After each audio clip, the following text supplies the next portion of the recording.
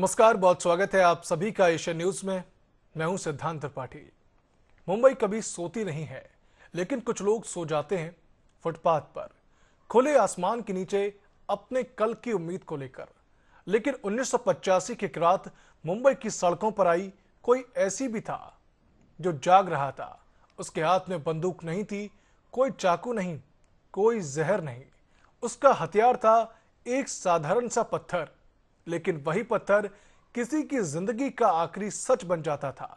हर सुबह किसी फुटपाथ से एक लाश मिलती, सिर कुचला हुआ, पास में पड़ा होता खून से सना एक भारी पत्थर।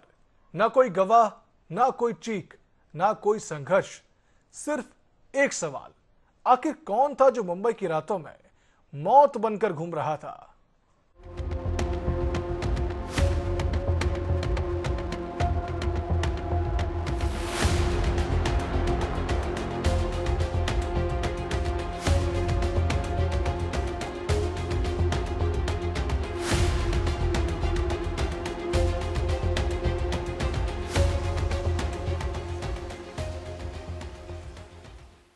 साल 1985। मुंबई, जिसे उस दौर में देश की आर्थिक राजधानी कहा जाता था। दिन में लाखों लोगों की भागदौड़, रात में हजारों मजदूर, रिक्शा चालक, हमाल और बेघर लोग फुटपाथ को ही अपना घर बना लेते थे। किसी के पास झुग्गी नहीं थी, किसी के पास किराए का कमरा नहीं। उनकी दुनिया एक चादर, एक तकिया और आसमान की छत तक सीमित थी। उन्हें क्या पता था कि कोई उनकी नींद का इंतजार कर रहा है। एक सुबह मुंबई पुलिस को सूचना मिली, फुटपाथ पर एक व्यक्ति मृत पड़ा है। पहली नजर में ऐसा लगा शायद सड़क हादसा हुआ होगा, लेकिन जब पुलिस ने शव को देखा तो तस्वीर बिल्कुल अलग थी। सिर बुरी तरह कुचला हुआ था, पास में पड़ा था एक विशाल पत्थर जिस पर खून के निशान थे। हत्या साफ थी, लेकिन हत्यारा गायब था। पुलिस ने मामला दर्ज किया और जांच शुरू हो गई। किसी ने सोचा भी नहीं था कि यह सिर्फ एक शुरुआत मात्र थी। कुछ ही दिनों बाद एक और सुबह, एक और फुटपाथ, एक और लाश, और हत्या का तरीका बिल्कुल वही। सिर पर भारी पत्थर, कोई गवाह नहीं, कोई आवाज नहीं, कोई सुराग नहीं। अब पुलिस को लगने लगा कि कोई सामान्य अपराध नहीं बल्कि एक खतरनाक पैटर्न है। दिन बीतते गए और हत्याओं का सिलसिला भी हर कुछ दिनों में किसी न किसी इलाके से एक नई लाश मिलती। पीड़ित बदल जाते, लेकिन हत्या का तरीका नहीं। सभी गरीब, अधिकांश बेघर, अधिकांश फुटपाथ पर सोने वाले, और हर शव के पास एक भारी पत्थर। ऐसा लगता था जैसे हत्यारा अपना हस्ताक्षर छोड़कर जा रहा हो। सबसे हैरान करने वाली बात यह थी कि किसी ने कभी हत्यारे को देखा ही नहीं। मुंबई जैसी भीड़भाड़ वाली नगरी, जहां रात भर टैक्सियां चलती थी, मिलों की शिफ्ट बदलती थी, रेलवे स्टेशन जागते रहते थे, वहीं एक व्यक्ति लगातार लोगों की हत्या करता रहा और हर बार बिना किसी निशान के गायब हो जाता था। पुलिस ने आसपास रहने वाले लोगों से पूछताछ की, लेकिन हर जवाब लगभग एक जैसा था। हम सो रहे थे, कुछ सुनाई नहीं दिया। सुबह आंख खुली तो लाश पड़ी थी। यह बात जांच अधिकारियों को भी परेशान कर रही थी कि हत्यारा इतनी तेजी से हमला करता था कि शिकार को संभलने तक का मौका नहीं मिलता था, या क्या वह ऐसे समय आता था जब आसपास कोई जागता ही नहीं था। धीरे धीरे मुंबई के फुटपाथों पर डर फैलने लगा। जो लोग रोज खुले आसमान के नीचे सोते थे, अब वे समूह बनाकर सोने लगे। कई लोग रात भर जागते रहे, कुछ ने फुटपाथ छोड़ दिए, लेकिन जिनके पास कहीं जाने की जगह नहीं थी, वे हर रात डर के साथ आंखें बंद करते थे। उन्हें नहीं पता होता था कि सुबह वे जागेंगे भी या नहीं जागेंगे। मुंबई पुलिस के लिए अब एक बड़ी चुनौती बन चुकी थी। अलग अलग थानों को जानकारी जोड़ी गई, रात की गश्त बढ़ाई गई, संवेदनशील इलाकों में अतिरिक्त पुलिस बल तैनात किया गया। सादे कपड़ों में पुलिस कर्मियों को फुटपाथों के पास पास तैनात किया गया। लेकिन जिस व्यक्ति की तलाश थी, वह हर बार पुलिस से कई कदम आगे निकल जाता था। जांच में एक बात बार बार सामने आ रही थी, हत्यारा लूटपाट नहीं करता था। पीड़ितों के पास जो कुछ थोड़ा बहुत सामान होता वह वहीं पड़ा रहता। जेब में पैसे हों या कोई थैला, कुछ भी गायब नहीं होता। इससे साफ था कि मकसद पैसा नहीं था। फिर आखिर मकसद क्या था? क्या वह सिर्फ हत्या करना चाहता था? क्या उसे किसी खास तरह के लोगों से नफरत थी, या क्या वह मानसिक रूप से बीमार था? इन सवालों का कोई जवाब नहीं था। उस दौर में भारत में सीरियल किलिंग जैसे अपराध बहुत कम चर्चा में आते थे। हर नई हत्या पुलिस के लिए एक अलग केस बन जाती थी। लेकिन जब एक जैसी वारदातें लगातार होने लगी तो जांचकर्ताओं को समझ आया कि शायद एक ही हत्यारा बार बार एक ही तरीके से हत्या कर रहा है।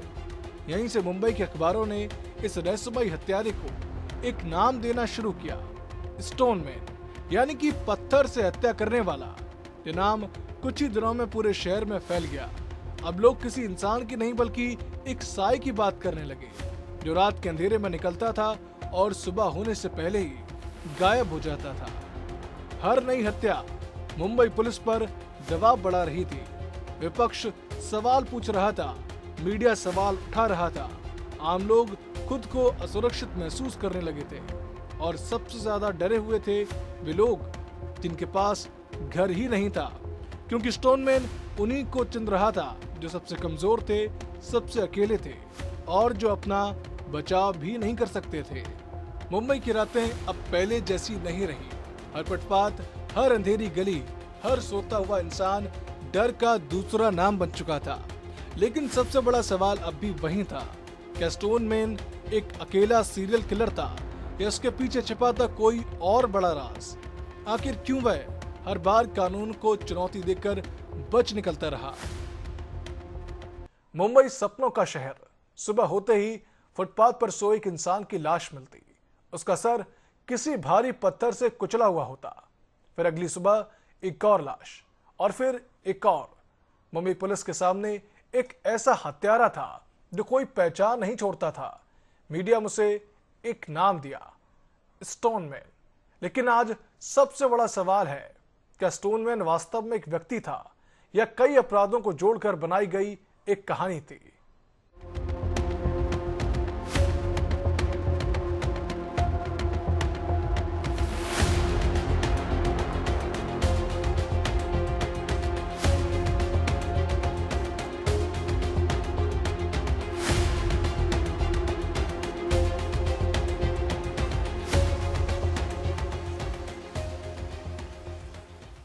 1985 में दक्षिण मुंबई के इलाकों से पहली रहस्यमयी हत्या की खबर सामने आई।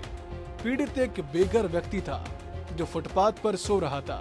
पहली नजर में सामान्य हत्या लग सकती थी, लेकिन पोस्टमार्टम में पता चला कि मौत सिर पर किसी बेहद भारी पत्थर के वार से हुई थी। पुलिस ने जांच शुरू कर दी। मकसद साफ नहीं था, न लूटपाट हुई थी, न किसी व्यक्तिगत दुश्मनी का कोई संकेत मिला। कुछ दिनों बाद वैसी दूसरी हत्या, फिर तीसरी। अब पुलिस समझ चुकी थी कि सहयोग नहीं हो सकता। जांच में एक दिलचस्प बात भी सामने आई। अधिकांश पीड़ित गरीब, बेघर या फुटपाथ पर सोने वाले लोग थे। वे ऐसे लोग थे जिनके बारे में बहुत कम जानकारी उपलब्ध थी। उनका कोई स्थायी पता नहीं था। कई लोगों के परिवार तक का पता लगाना मुश्किल था। इस कारण पुलिस के लिए समझना कठिन था कि कहीं लोगों के बीच कोई आपसी संबंध तो नहीं। हर वारदात में एक समानता दिखाई दी। अपराधी रात के अंधेरे में आता, सो रहे व्यक्ति के सिर पर बड़ा पत्थर पटकता और मौके से गायब हो जाता। न कोई हथियार साथ ले जाने की जरूरत, न कोई गोली की आवाज, न कोई लंबी हाथापाई, बस कुछ सेकंड और फिर सन्नाटा। यही वजह थी कि आसपास सो रहे लोग को भी कई बार वह घटना से अनजान रह जाते। जैसे जैसे हत्याओं की संख्या बढ़ी, वैसे वैसे शहर में डर फैलने लगा। फुटपाथ पर रहने वाले लोग रात में जागकर पहरा देने लगे। कई लोगों ने समूह बनाकर सोना शुरू कर दिया। कुछ सामाजिक संस्थाओं ने बेघर लोगों को अस्थायी आश्रय देने की कोशिश की। पुलिस ने भी लोगों से सतर्क रहने की अपील की। मुंबई पुलिस ने कई विशेष टीमें बनाई। रात भर गश्त शुरू हुई। सादे कपड़ों में पुलिसकर्मी संवेदनशील इलाकों में तैनात किए गए, लेकिन अपराधी हर बार पुलिस की निगरानी से बच निकलता। कोई स्पष्ट प्रत्यक्षदर्शी नहीं मिला किसी ने केवल एक संदिग्ध छाया देखने की बात कही तो किसी ने कहा कि इसने कुछ भी नहीं देखा। जांच बार बार वहीं लौट आती जहां से शुरू हुई थी। आज किसी भी बड़े शहर में हजारों सीसीटीवी कैमरे लगे हैं। Mobile phone location, digital record और डीएनए जांचकर्ताओं की मदद करते हैं। लेकिन 1985 में तस्वीर बिल्कुल अलग थी। सीसीटीवी लगभग नहीं थे, मोबाइल फोन आप लोगों के पास नहीं थे, फॉरेंसिक विज्ञान उपलब्ध था लेकिन उसकी क्षमताएं भी सीमित थी। इसीलिए पुलिस को पारंपरिक जांच, मुखबिरों और गवाहों पर निर्भर रहना पड़ता था। जांच अधिकारियों ने हत्या का नक्शा तैयार किया, घटनास्थल, समय, पीड़ित की उम्र और हत्या का तरीका। एक बात साफ थी, अधिकांश घटनाएं देर रात हुई थी, अधिकांश पीड़ित सो रहे थे और लगभग हर मामले में सिर पर भारी पत्थर से हमला किया गया था। लेकिन क्या इसका मतलब था कि सभी हत्याएं एक ही व्यक्ति ने की हैं? यही सवाल सबसे कठिन था। समय समय पर पुलिस ने कई लोगों से पूछताछ की, कुछ मानसिक रूप से अस्थिर व्यक्तियों पर भी संदेह किया, कुछ आदतन अपराधियों को हिरासत में लेकर पूछताछ की गई, लेकिन किसी के खिलाफ ऐसा ठोस वैज्ञानिक या प्रत्यक्ष प्रमाण नहीं मिला जो अदालत में टिक सके। यही वजह थी कि कोई भी व्यक्ति आधिकारिक रूप से इन हत्याओं का दोषी साबित नहीं हुआ। इन रहस्यमय हत्याओं ने अखबारों में लगातार सुर्खियां बटोरी। धीरे धीरे एक नाम लोगों की जबान पर चढ़ गया, स्टोनमैन। यह नाम पुलिस ने नहीं बल्कि मीडिया और सार्वजनिक चर्चा के माध्यम से लोकप्रिय हुआ। इसके बाद लोगों के बीच कई तरह की कहानियां फैलने लगी। किसी ने उसे पेशेवर हत्यारा बताया, किसी ने मानसिक रूप से बीमार व्यक्ति, तो किसी ने दावा किया कि एक से ज्यादा अपराधियों का काम हो सकता है। समय बीतने के साथ ही एक नई बहस शुरू हो गई। कुछ अपराध विशेषज्ञों का मानना था कि संभव है कि सभी हत्याएं एक ही व्यक्ति ने न की हों। उनके अनुसार समान तरीके से हुई कई अलग अलग हत्याओं को मीडिया और जनचर्चा में एक ही स्टोनमैन से जोड़ दिया गया।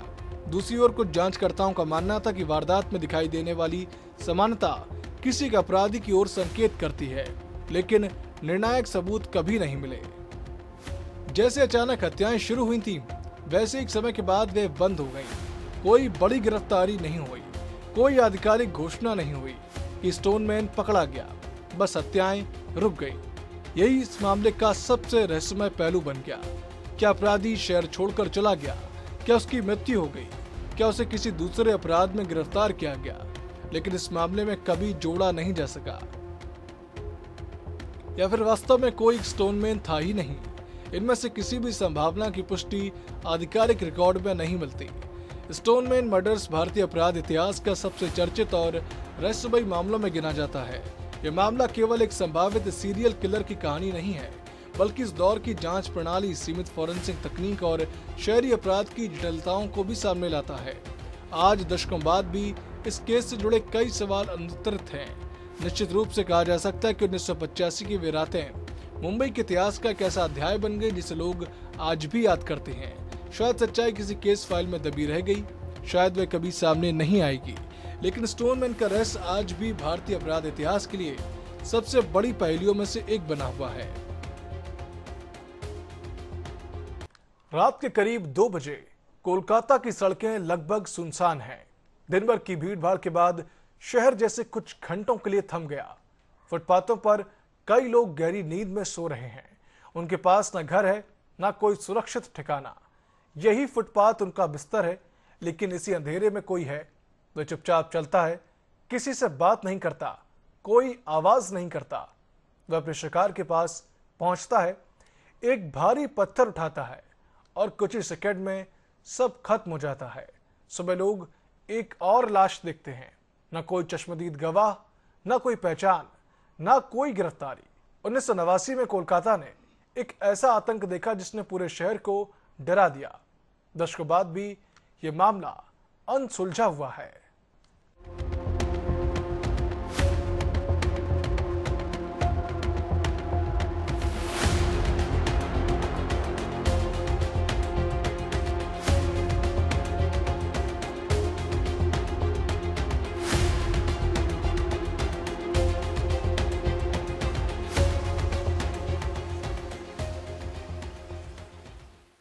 1989 का कोलकाता आज के आधुनिक महानगर से काफी अलग था।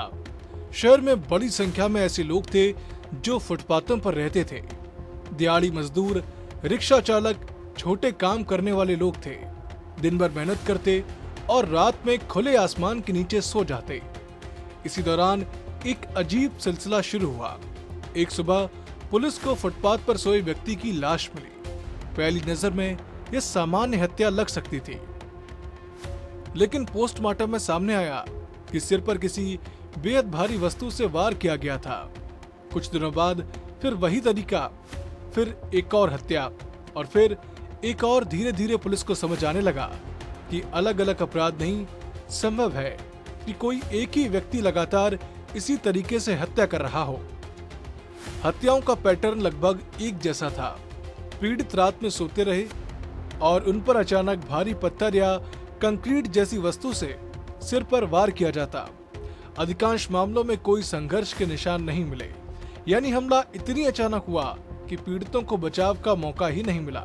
सबसे चौंकाने वाली बात यह थी कि किसी ने हत्यारे को आते या जाते नहीं देखा। शहर में अफवाहें फैलने लगी। लोगों ने कहना शुरू किया कि रात में कोई रहस्यमयी व्यक्ति घूमता है। कुछ लोग उसे पागल बताते, कुछ उसे पेशेवर अपराधी मानते, लेकिन सच किसी को नहीं पता था। और तभी पहली बार सामने आया यह नाम, स्टोनमैन। लगातार होती हत्याओं ने पुलिस पर भारी दबाव डाल दिया था। रात में गश्त बढ़ा दी गई, संदिग्ध लोगों से पूछताछ की गई। कई इलाकों में पुलिस ने सादे कपड़ों में निगरानी भी शुरू की, लेकिन हत्यारा जैसे हर बार पुलिस से एक कदम आगे रहता था। न कोई स्पष्ट फिंगरप्रिंट, न कोई भरोसेमंद गवाह, न कोई ऐसा सुराग जिससे उसकी पहचान हो सके। कुछ लोगों को हिरासत में लिया गया, लेकिन किसी के खिलाफ पर्याप्त सबूत नहीं मिले। कानून केवल शक के आधार पर किसी को दोषी नहीं ठहरा सकता, और यही इस मामले की सबसे बड़ी चुनौती बन गई। लगभग सभी पीड़ित समाज के सबसे कमजोर वर्ग से थे। वे लोग जिनके पास रहने के लिए घर नहीं था, जो फुटपाथों पर सोते थे। इस वजह से उनकी सुरक्षा पहले से ही बेहद कम थी। उनकी पहचान, दिनचर्या और सामाजिक संपर्क भी सीमित थे। जांच के लिए यह एक बड़ी समस्या थी, क्योंकि पुलिस के पास यह पता लगाने के लिए बहुत कम जानकारी होती थी कि किसी पीड़ित का किसी से विवाद था या नहीं। इस कारण जांच और भी कठिन हो गई। कुछ समय बाद हत्याओं का सिलसिला अचानक बंद हो गया। क्यों बंद हुआ? क्या हत्यारा मर गया? क्या उसने शहर छोड़ दिया? क्या वह किसी और अपराध में पकड़ा गया, या फिर वह कभी पकड़ा ही नहीं गया? इन सवालों का आज तक कोई उत्तर नहीं है। कोलकाता का स्टोनमैन भारत के सबसे रहस्यमय, अनसुलझे अपराधों में गिना जाता है। यह मामला केवल एक सीरियल किलर की कहानी नहीं है, यह उन लोगों की भी कहानी है जो समाज के सबसे कमजोर वर्ग से थे और जिनकी मौत के बाद भी उनके हत्यारे की पहचान कभी नहीं हो सकी। शायद किसी पुराने दस्तावेज में, शायद किसी भूले हुए बयान में, या शायद किसी ऐसे व्यक्ति की यादों में आज भी इस रहस्य की कोई कड़ी छिपी हो। Bureau report, Asian news. हमारी इस खास पेशकश में फिलहाल इतना ही। आप खबरों के लिए देखते रहिए एशियन न्यूज। नमस्कार।